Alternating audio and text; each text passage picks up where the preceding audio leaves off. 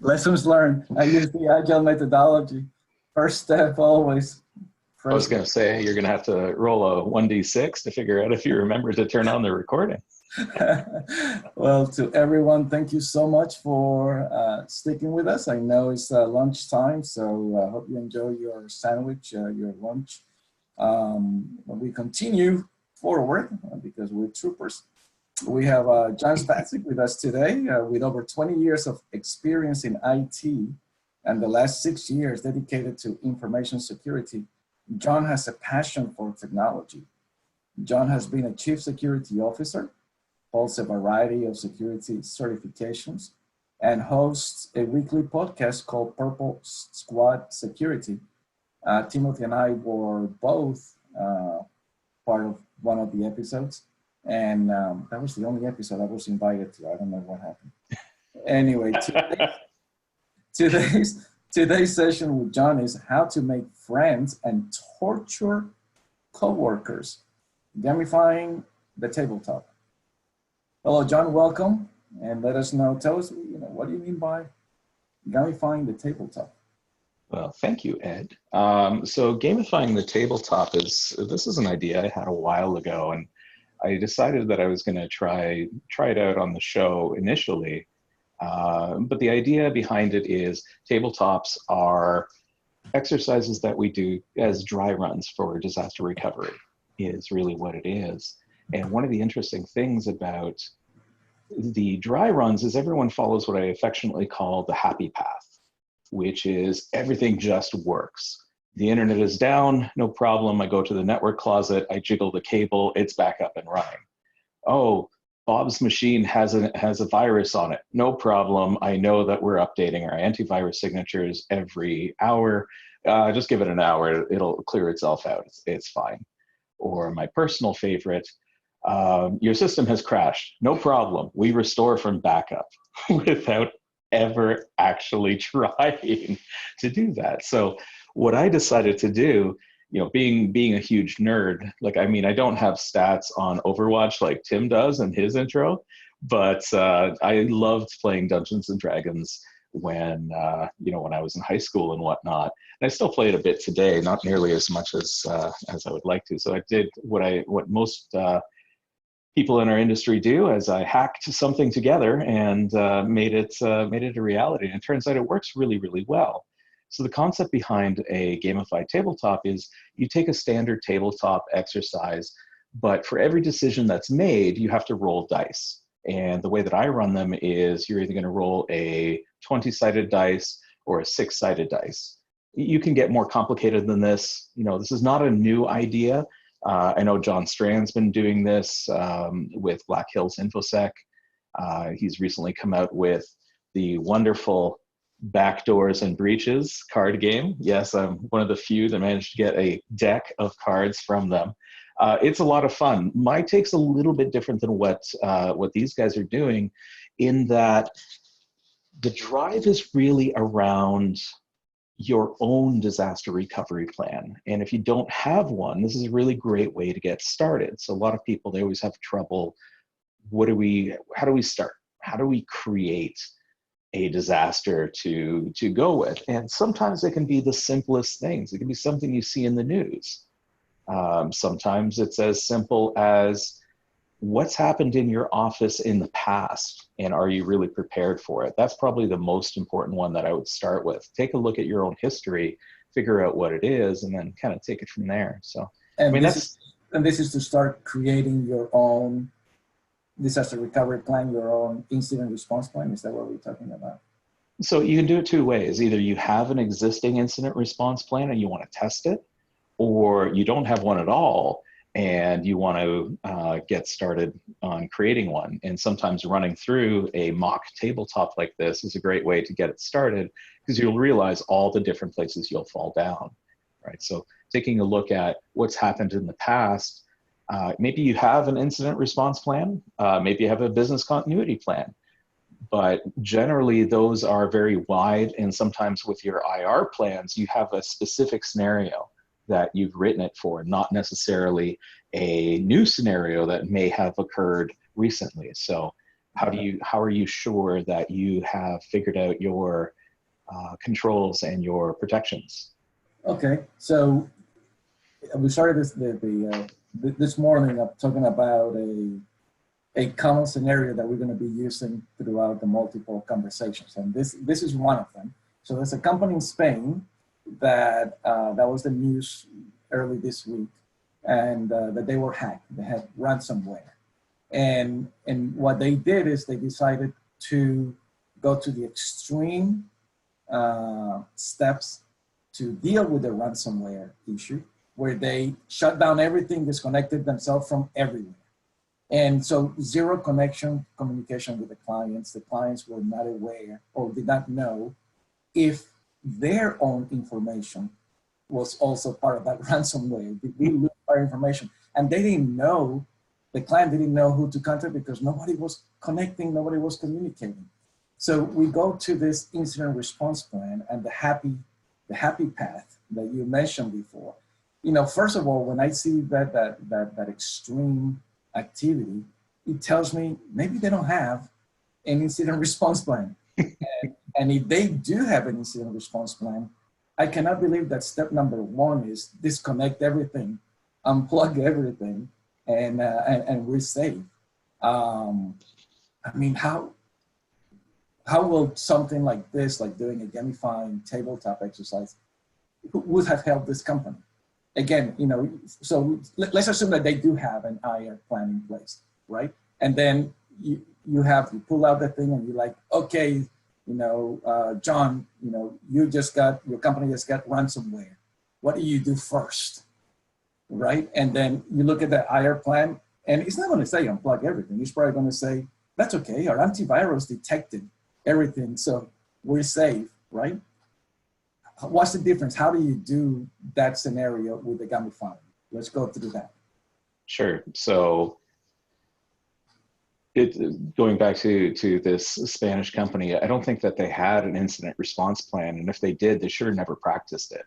Right? That's probably the most logical thing. But if we were to do a tabletop, so let's say you and I were going to do a tabletop, and we're in a magical world where we work together and we are rulers of a vast empire.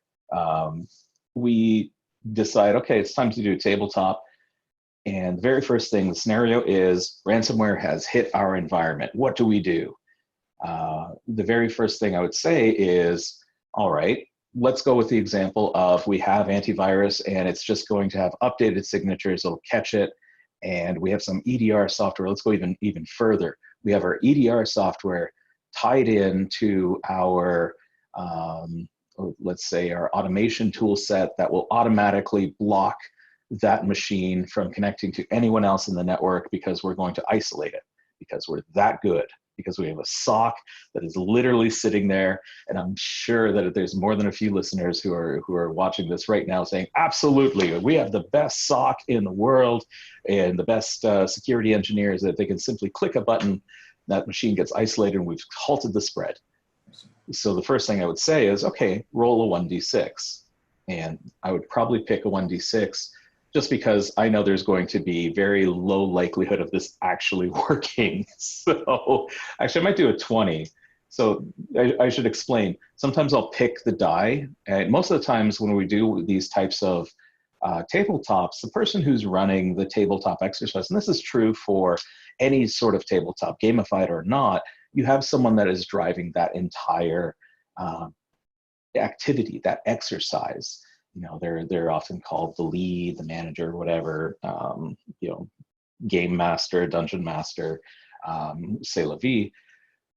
They would probably say, okay, I want you to roll a die, and the more probability, the more space you want to have between things, the higher the number of sides on the dice. So for a simple one, I might say roll 6. For a more complicated run, roll 20. For this one, for that to actually work, you need to roll a perfect 20, because that is very rare to actually occur. So it's a 1 in 20 chance this may actually work. And I'd probably still tell you it doesn't work because it's not realistic. I've never heard of a single organization where something like this has actually occurred. And for those who are like, oh, absolutely, it has, you know, we can totally do it. Sure. Oh, that's a capital 1, you know, to pull back a little bit. Throwing a little shade, I do like some of the work that Capital One has done, but nonetheless, you would roll a die. Depending on the outcome of that, the answer is no, it didn't work. Something along the line failed. Antivirus failed, EDR failed, the SOC failed. There's so many failure points along that path that you can pick any given one of them, and there's a very high probability that at least one of them would fail. Would all three fail? Maybe not, but at least one of them would. So what do you do next? And that kind of forces people to think, what is it that I need to do? And then all of a sudden heads are down and people are running out of the room, starting to unplug machines. And, next thing you know, Tiffany lamps are falling on their heads. Yeah, exactly. I was going to say that because that was our when we were in your podcast, we went through a scenario, and one of the things that I noticed in that scenario is that you were prepared. So I mean, you have to have prepared that this is what's going to happen, and then have multiple paths, correct? Multiple scenarios that could happen. Maybe you had like 3, 4, depending on what the dice on a roll, right? You're like, okay, it didn't work, and then this may happen, or if you get something or other, it's like, okay, then take this path. This is what's going to happen. It's all random. So in our scenario, if I remember correctly, you said something. Well, explain to us, what was the scenario, if you remember? Something about we got a phishing email. And, right. Yeah. So somebody. So the scenario that I put you guys through, and this is Tim and Ed and a couple of others were part of this. So the scenario was that we had Bob in accounting. God, everyone loves Bob. Wow, yeah. Bob's fantastic. So Bob in accounting was speaking up in a loud voice, blathering on about how these newfangled machines that we have in the office are not as good as what he has at home. In fact, they're just as bad as the ones he has at home, because he got an email from his brother-in-law with a spreadsheet to help him go through his taxes or something. And he tried opening it at home and it just didn't work. So he brought it in on a USB stick, stuck it in his work machine, opened it up in Excel, followed the instructions so eloquently that said, please enable macros. And then he started complaining because he still can't see the numbers on the spreadsheet. And he's like, what the hell is wrong with this particular thing? And generally when I do these tabletops on the podcast, they're partly educational and partly entertainment. But this one just worked out perfectly, because the first thing Tim said is, I go running and unplug that machine. So oftentimes, again, the entertainment part of it led me to describe the scenarios you'd see in a Dungeons and Dragons game, where I said, you see Timothy DeBlock running, Tom Cruise style, making a massive dive, arm outreached, grabbing hold of this plug, yanking it. At which point Ed's like, we're on wireless. And to which I said, perfect, this works even better. I didn't even make Tim roll for this one, because again, if you don't understand your own environment, if you're not asking those types of questions, that might be a natural reaction. So it turns out, long story short, Tim pulled the cable on a lamp. And because Bob's in accounting, Bob's an old school guy, he had a Tiffany lamp, beautiful lamp. But for whatever reason, the wiring was blue. And so Tim mistook it, pulled it. The lamp comes crashing down, smacking Tim on the head. And we actually sent him to hospital for the rest of the episode, just because of the nature of his head wound. But in a more realistic scenario, you might actually have people that would say things like, oh my God, run over there and just unplug his machine. But what if you have wireless within your office as well? Most offices I've seen these days, they offer both. You have a wired connection and a wireless connection. So if you make the assumption that you only have to worry about the wired connection, you've missed the other half of it. So there is a lot of prep that goes into these types of things, because a lot of it, you do have to understand what is your environment as a whole. You don't necessarily have to know every single thing that can go wrong.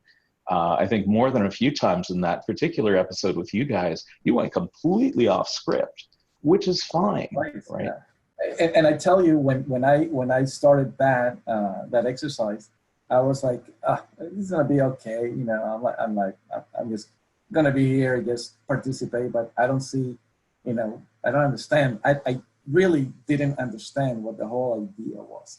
And then just within the first, you know, three things with the roll the dice, I'm like, wait a second, because then I realized that I was paying attention all of a sudden, because when it came to my time, right, my turn to answer, it's like, am I going to give a good answer, or what if something else happens and you know my answer doesn't work?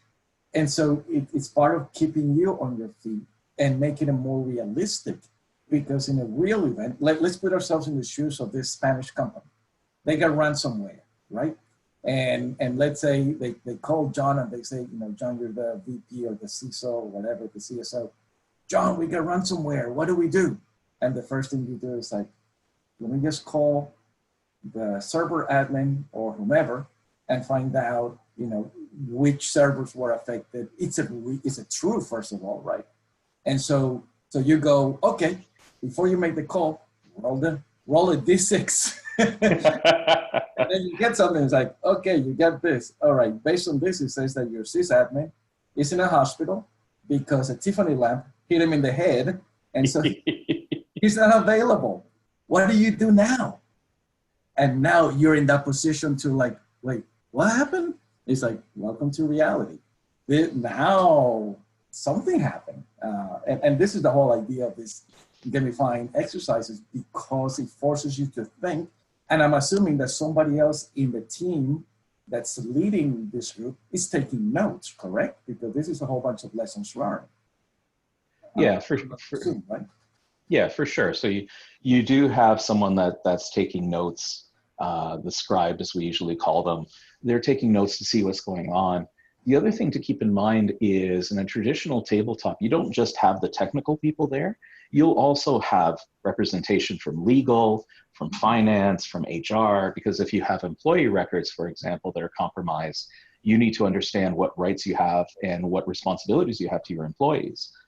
Finance needs to be there. If it's a Bitcoin payment, do we have a Bitcoin wallet? Do we have the ability to pay if we really wanted to? Not that we're advocating to pay ransoms, but for some corporations, that is the right answer. Whether or not it works out for them later on is a different story altogether.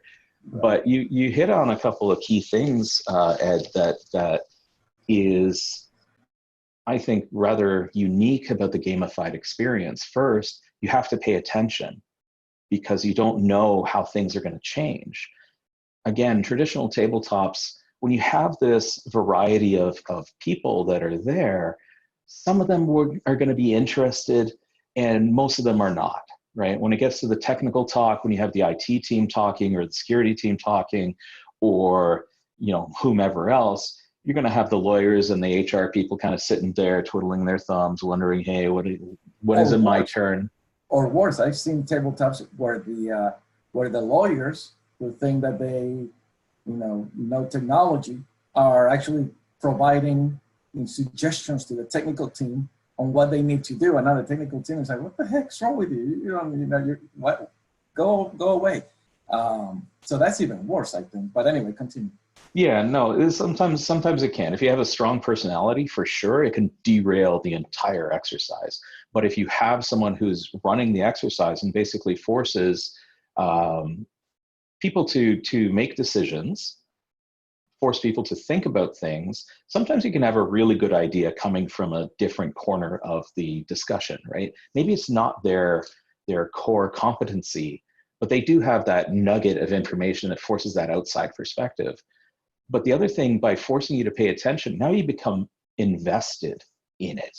Because we're rolling dice, now it's turning into like a board game as opposed to something else. And humans are competitive by nature. We love to win. Now, here's the thing. There's a very, very slim possibility you will never win.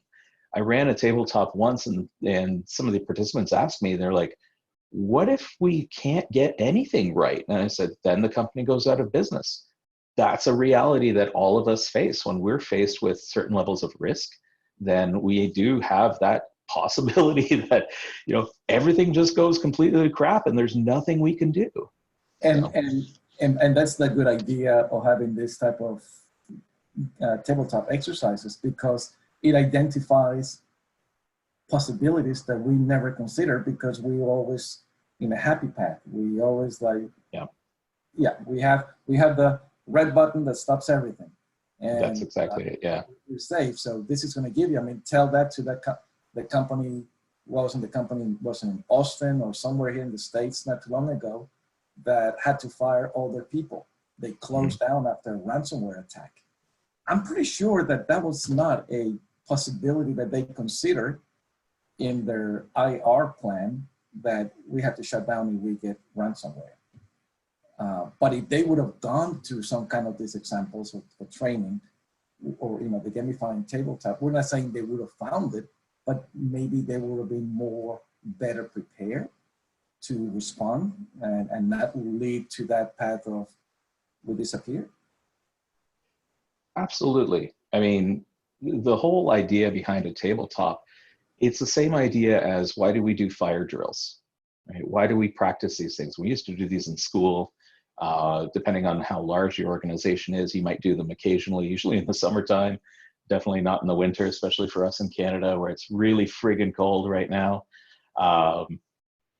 But we do them so that we're ready when an emergency hits. We do tabletops to prepare when an emergency hits. Speaking of emergencies, sometimes they're technical. And one thing that I do want to stress is an incident response plan should exist for, it's intended for the continuation of your business. It's different than a BCP because it's usually more technical. This is usually some sort of technical incident that's causing an outage. But you can expand this to your business continuity planning, which is, what if something happens to prevent me from doing my business, my day-to-day? And say, for example, the coronavirus, right? How do you handle that? What happens? Let's stop there, because we were talking about this yesterday with you and Adrian when we were doing the testing, the coronavirus and the big event in Barcelona that got canceled. Yeah, Mobile World Congress, that's right, they got shut down. I mean, do you think that in their disaster recovery plan, one of the vectors of canceling that event would have been because we had a worldwide virus outbreak? I doubt anyone would think anything like that. But anyway, maybe this type of exercises would have helped identify some of those things. I think it could. I think that so going wider. So I think of incident response plans and business continuity plans as being kind of like concentric circles, like a bullseye, right? DR plans are usually the small target because they're fairly easy, they're fairly self-contained. Most of the time when we talk about tabletops, we're talking about them from that DR perspective. But the business continuity plan, now we're talking a bit bigger. So it's like, what if your phone system goes down? Or what if you're sending people to a conference and the plane that they're on has an incident, right? I don't want to say lives are lost, but maybe lives are lost. I've known a few companies that require, when they're sending, say, more than 10 employees, that you have a maximum of 3 employees on a flight specifically for that, because it's a continuity of business from that perspective. But the whole concept of a tabletop exercise can fit in with that. And in fact, it makes more sense from a business continuity perspective, because now you have to worry about a whole bunch of different departments as well, right? What if you're not the target of the ransomware, but one of your supply chain people are? What if your payroll provider, the guy who has to take responsibility for sending out the monies to your employees, gets hit? What do you do? How do you communicate that with your employees? Right. So again, we can talk about technical disaster recovery. We can also talk about non-technical disaster recovery. And then we can talk about, what if the building was firebombed and all of a sudden you have no place to work? How do you get your employees to continue day-to-day operations? What does that look like? Right. Wolf talked about his data center days, and nobody builds data centers anymore. We're spoiled in today's day and age because it's very easy to have disaster recovery sites, usually just in another region in Amazon's cloud or Google's cloud or Microsoft's cloud. But what about those legacy operations that still have that single data center and the disaster is 2 racks over? And, or even worse, your backup system is 3 racks the other way because you're not thinking of a separate data center in a geographically distant location.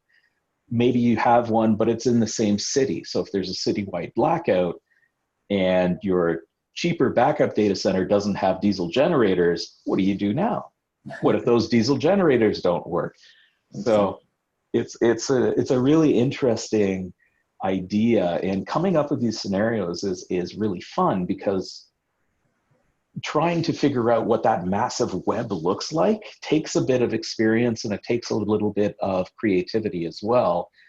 And it helps having a bit of background, and sometimes it helps bringing other people in as well to give you ideas on what are your worst fears, right? That's my favorite question. What keeps you up at night? Yeah. And I go back to let me make a note about going into latest news as in source of inspiration. But there's a statement or a question here from Andrew Aiken. I am a level 74 paladin, so we know he plays. I am a level 74 paladin working in the data center, which is located in the basement, of course, of our corporate headquarters in New Orleans. You know, extremely safe location. That's perfect. Yeah, a flash flood breaches the data center, and an electrical shock knocks me down to 15 hit points. What are my available options to recover and bring our systems back online? That is exactly what you're talking about, right? So you start with in this scenario, you start with that, right? Hey, you know, your data center, it's there.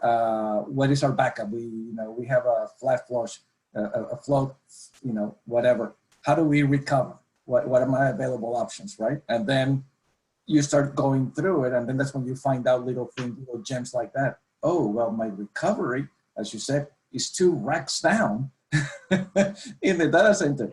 I don't have any. Not too long ago, well, I would say about 10 years ago, in New York City, a lot of rain, right? And it had never happened before, and in a long time, and the river flood came over and flooded a whole bunch of city blocks in Manhattan and in the Bronx and stuff like that. And a lot of hospitals, at least one that I know of, went offline. Why? Because the emergency power system was in the basement and it flooded. So what happened after that? A lot of places started building their data centers and the power supply or UPSs in the middle floors or on top of the roof, right? No longer in the basement, but it took an incident like that to figure that one out, your famous black swan exercise. So a lot of these things we can identify, and some of them may sound out of this world, like it's never going to happen. But we have to think, again, going through the latest news, how do you come up with scenarios that are realistic? And in one of your writings, John, you said, look at the latest news for inspirations, correct? Right. Look again, we go back to the mobile world in Barcelona, right? They get canceled because of the coronavirus. It's unfortunate, but we all start to think from a business perspective, they didn't have a plan B. What if Barcelona would have been hit with something? Why don't we have, plan B where we have another location where we could probably do this? And then we step now to RSA, because we discussed RSA as well. Announcement that IBM has canceled RSA, right? Facebook just canceled one of their events in San Francisco in March. They haven't announced that they're going to cancel RSA in February. Most probable, they're going to cancel RSA in February. That would be IBM and Facebook. Those are two big freaking companies canceling RSA. So my question for RSA will be, do you have a plan B? How are you going to deal with this other than sending, notes telling everyone, don't worry about it, we're still going through? Because that's not a a good business plan, in my opinion. A disaster recovery plan, send me an email to make me feel good, we're not going to cancel, because it could happen. What is plan B? So to you, long way to question, the question is, how do you get inspirations to create these scenarios that are realistic? So, very long-winded question, Ed. I love it. So I'm going to go. Sorry. So what happens when your host suddenly goes on a diatribe and is talking all sorts of madness that has about a dozen questions built into it? Let me roll all the way back to Andrew's original question. So Andrew, unless there are skeletons in the water, your turn undead isn't going to help you as being a paladin. 2, you hopefully have a wizard that can create an ice wall to stop the flow of that water. 3, better hope you have a monk or a priest or someone, probably a priest, to heal you up, to protect you from that. And then from there, best to turn to your your backup site and trying to figure out how can you migrate from there, and pray to God that you have water seals on on your various equipment. Make sure it's rated accordingly. So with that out of the way, I think we've had a really good discussion and a bunch of other ideas about what could potentially happen. So let me answer, now that I answered the first question, let me answer the last question, which is, how do you find something realistic?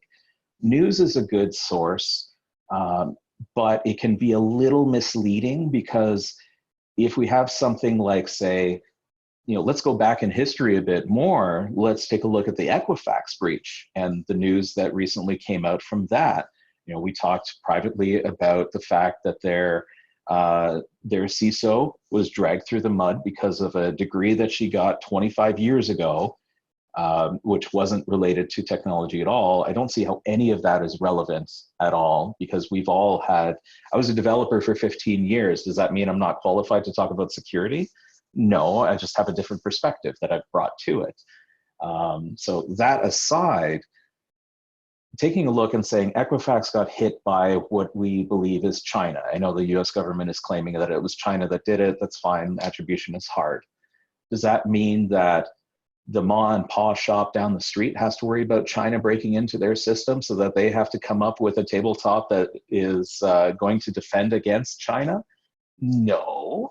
You have to figure out something that makes sense. So if you see something in the news that is similar in maybe the industry you're in, or the size of organization that you have, or similar technologies, that might be worth considering, right? So again, Equifax, we don't necessarily have to model a tabletop off the fact that Equifax was breached by the Chinese.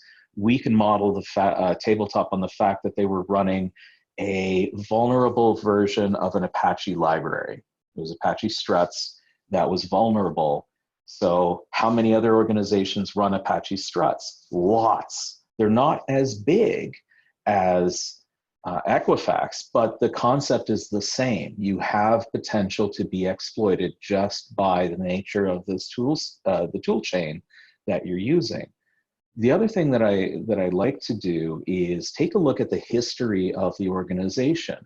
Have you suffered a breach in the past? What did that look like? It might have been something as innocuous as someone's wife or husband wandering the halls without anyone ever knowing they were there and no one stopped to question them. What if that person had malicious intent and dropped a Raspberry Pi behind somebody's desk that also had a Wi-Fi adapter, or even worse, a mobile connection that went out, and now you had the possibility of exfiltration? So you can start with something simple and add one element to it. The big thing is, a lot of people, they want to do the world. They want to make everything just blow up. No, start with a simple question, right? It could be as simple as, I have a data center and the levee broke. Now I had a flash flood and my data center's underwater because we put it in the basement. Hit points aside, what do you do? Start with a single question and then see how it spreads out from there, right? So very much like a tree structure, you want to start with that single point at the top and then come up with a whole bunch of different questions. And then from there, go on to a couple of other scenarios that could potentially happen. When I write these types of things, I usually use a mind map of all things. And I start with a single question right in the middle. And then from there, I usually go no more than 3 levels. The first level is, what are the 3 questions I would like to see? What are the scenarios for those? And then for each of those, I will gauge probability of what's going to happen. This is where having experience comes into play. And sometimes you don't even need the experience. You might already have something in your DR plans. If you have a DR plan already, just turn and say, what would I do in this scenario? Then you make that decision, and then you decide, what if that doesn't work? And now you start getting into other questions that you can have. And this is where the torture coworkers part comes into play, because while it's engaging and it's a lot of fun to get started, it can be incredibly frustrating if it just doesn't work. I'll give you a great example. I ran a tabletop at a local meetup, and we had a variety of people that joined in for that one. And we actually broke them up into different teams. Like, we had the CEOs, we had the legal, we had the finance, we had the HR, and we had the marketing. Everyone forgets marketing. But if you have a disaster, who the hell is going to tell the press, right? Do you want to have the email that says, oh, hey, don't worry about it, guys, we lost IBM, but we're still going to go on with the conference?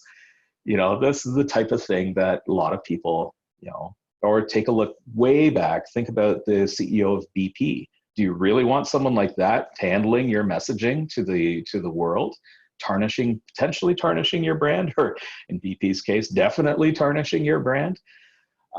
So, that aside, coming up with the different options, figuring out what could go wrong, and then seeing how that filters through. That's really where it gets fun. But the scenario, I had one of the CEOs, he lost it on me, because every time he wanted to do something, I'd say, roll a die, and he would roll poorly, and I would tell him a horrible situation occurred, and he's like, this is ridiculous. Why would this ever happen? And I'm like, tell me it won't. Prove to me it will never happen. Well, I can't do that, but this is ridiculous. I'm like, welcome to reality. Sometimes reality is ridiculous. And that's the beauty of having this gamification, is because you are adding that randomness, you're adding that chance, you're also getting your people engaged, you're getting them involved, you're getting them to pay attention, and it becomes a lot more fun. Yeah, absolutely. Time frame. How long should this type of games take? 1 hour, 5 hours, multiple days? Yes.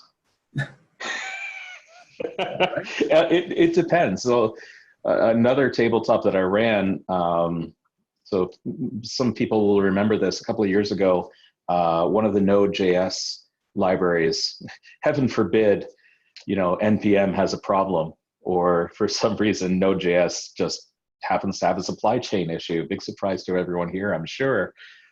We actually had, at an organization I was working, there was a compromised library that was found, and it was found fairly quickly. And we went through the motions and actually figured out, yes, we do have that library installed, and then digging through it, realized that the affected method call that was being used wasn't actually in our supply chain at all. So it was a false positive for us, but it still caused us to kind of run around with our, like chickens with their heads cut off, because we didn't have this for a scenario. So we went back and we actually did one of these tabletop scenarios, but we picked just a generic library as opposed to something node specific, because we're a polyglot company, meaning we had lots of different programming languages. Microservices for the win. Anyway, that took us 2.5 hours, and we still weren't even close to being done. And that was just within the security team. Traditionally, tabletops, you should account for about a 4-hour session, give or take. If it's something relatively small, maybe for a podcast, you can squeeze it into an hour. But the reality is, because you're having so many different departments, start small. That's what I would actually recommend. If you're going to try something like this, start with a team that you are familiar with and that you work with every day. If you're in security, start with the security team. If you're in IT, start with the IT team. If you're into finance, start with the finance team. What happens when our bank goes down? What happens when we lose connectivity with our payroll provider? What if that payroll provider goes bankrupt? What if our payment processor gets compromised, right? All of those types of things, start with something you're familiar with. It becomes a lot easier to A, come up with scenarios that could go wrong, and B, understand the decisions you yourself would make, which makes it easier to kind of fill out that graph. And then you should also select one topic, one theme, or one specific one topic, one theme. Like I said, start with that single question, and then from there, allow it to kind of branch out. You do want to time box it. I wouldn't say go for multiple days unless it's absolutely necessary, because you're on a roll and you're realizing as you pulled that thread, nothing exists for recovery. And that is a possibility, especially if you've never done one of these before. So start with something relatively small that isn't that critical to your business. You know, like some of the examples that we've given have been rather large, but it could be something as small as the printer doesn't work, or the scanner doesn't work, or our fax machine is broken, for those who remember what they are and still use them, you know, because there are companies that have fax machines and that is how they get their billing. So what happens if that machine goes down? What's the plan? Oh, it might be as simple as, oh, I'll just go to the store and buy a new one. What if it breaks in the middle of the day? What if it breaks over the weekend and the stores are closed? What if it's under warranty and you can't replace it because whatever? What if you can't find stock and the only stock that the local stores have is in a warehouse somewhere and they will deliver it to you? Amazon Prime is wonderful, but can you deal with a one-day outage? Can you go to your neighbors and say, hey guys, can we borrow your fax machine? Yeah, the fax machine. Let me twist this around. So this is for testing, what if scenarios happen. In the previous conversation with Cheryl talking about IoT, there was a question that was asked that says, how do you make management or C-level aware of the issues or the insecurities within IoT?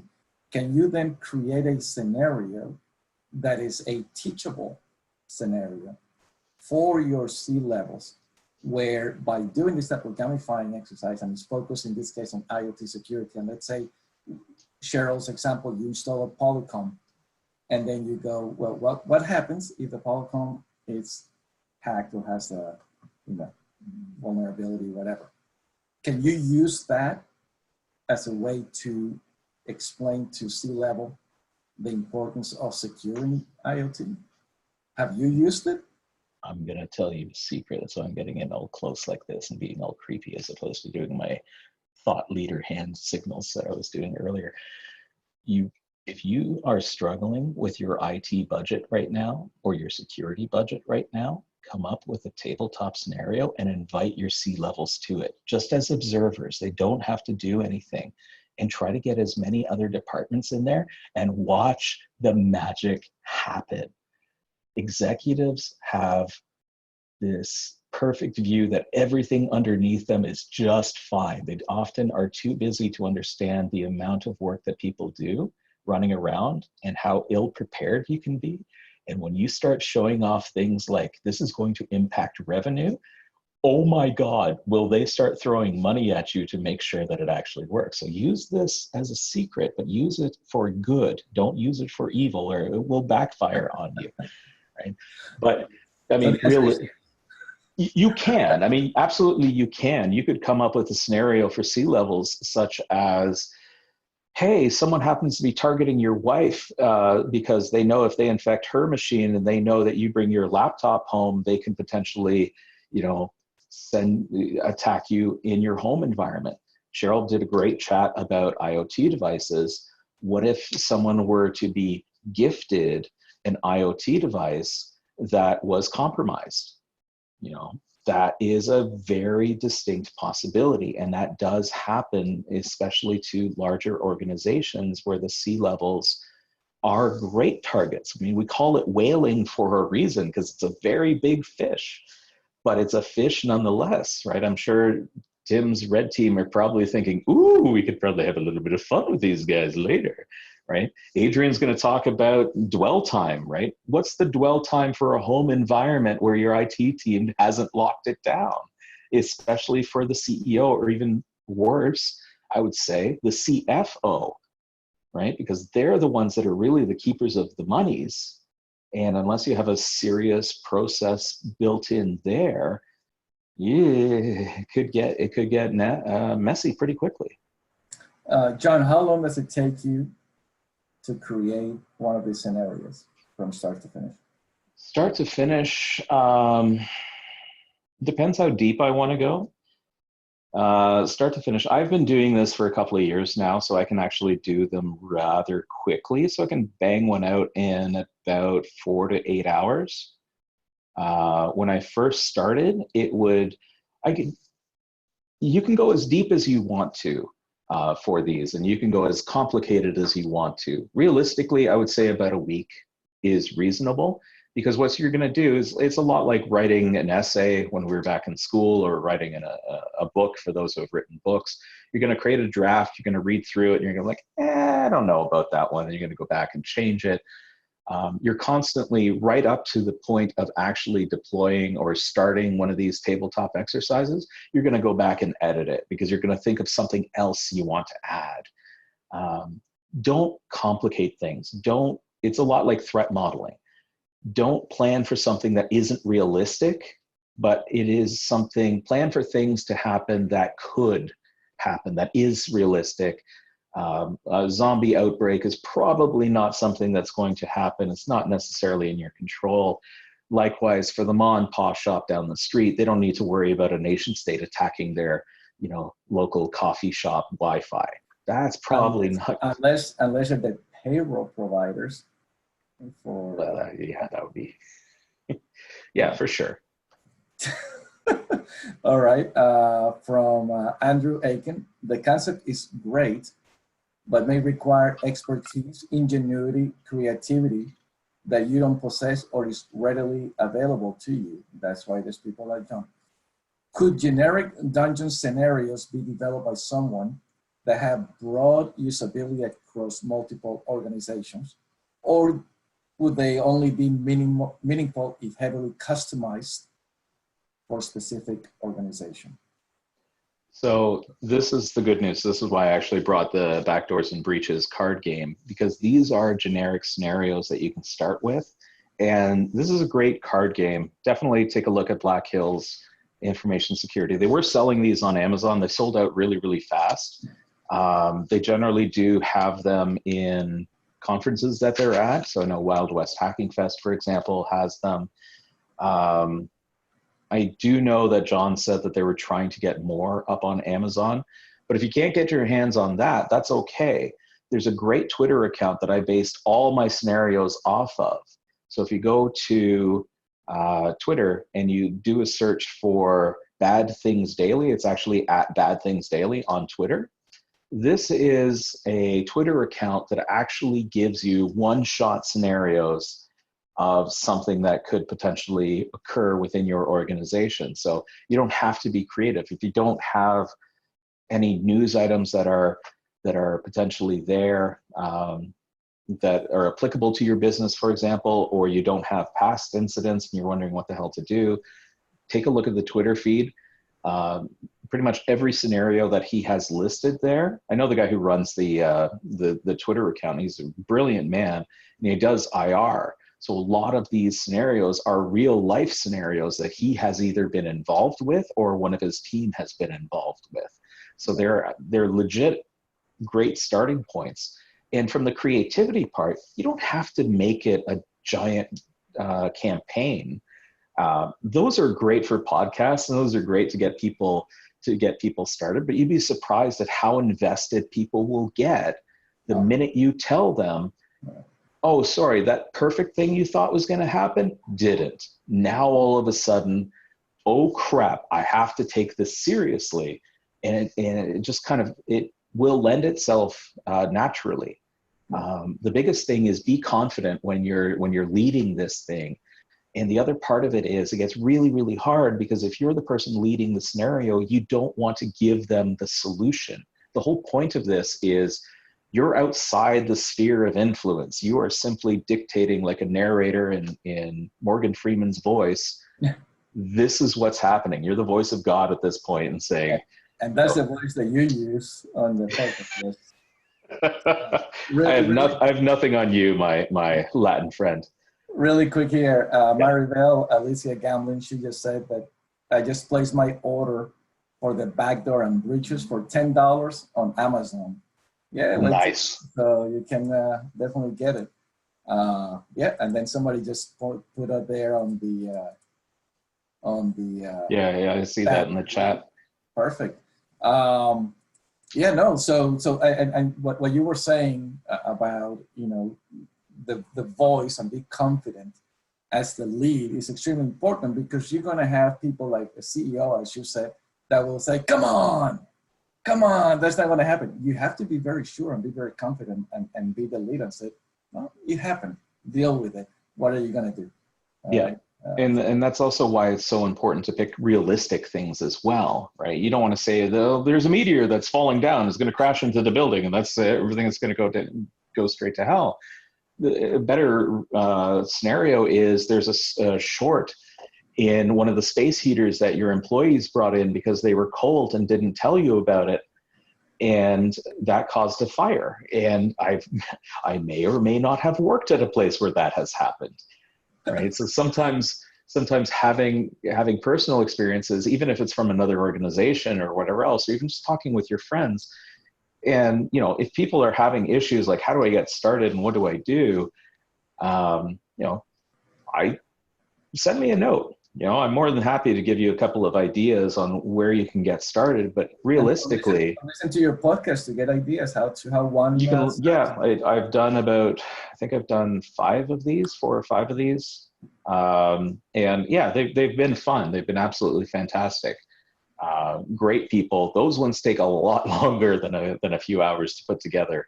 But yeah, we have them in the backlog. You can definitely take a look at them. I always name them tabletop D&Ds.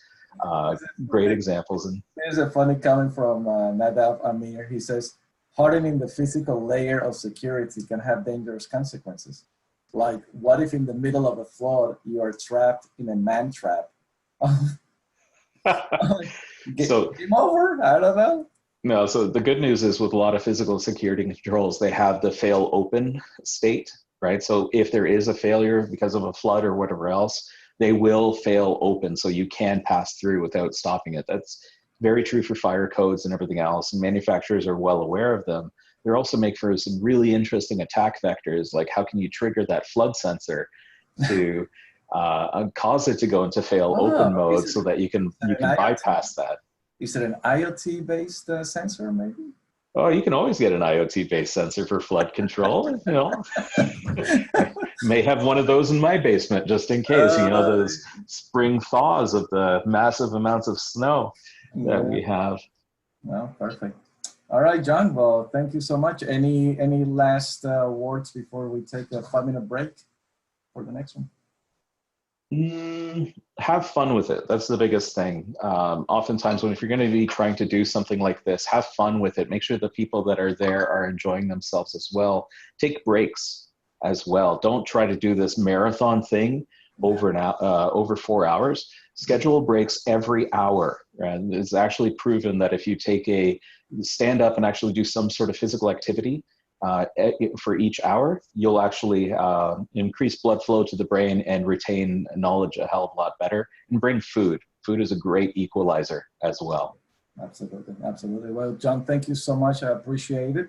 Looking forward to welcome you to Bogota, May 14th. It's gonna be fun. Oh yeah, we're gonna have some fun about that for sure. May 15th, you will be leading a training down there, the first of its kind in Bogota. Exactly on this subject. So looking forward to that. Everyone else, again, thank you so much. We'll be back in 5 minutes with Andrea.